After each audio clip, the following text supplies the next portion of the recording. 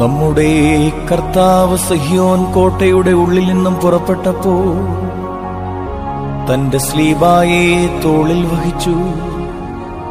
സങ്കടത്തോടെ തന്നെക്കുറിച്ച് കരയുവാൻ എബ്രായ സ്ത്രീകൾ കൂട്ടമായി കൂടി.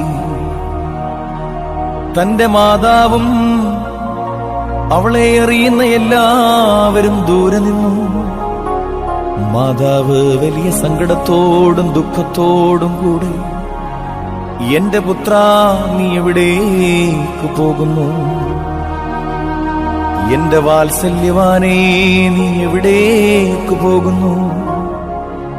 ഇവർ നിന്നെ എവിടേക്ക് കൂട്ടിക്കൊണ്ടുപോകുന്നു എന്ന് പ്രാവിനെ പോലെ കുറുകി കരയുവാൻ തുടങ്ങി.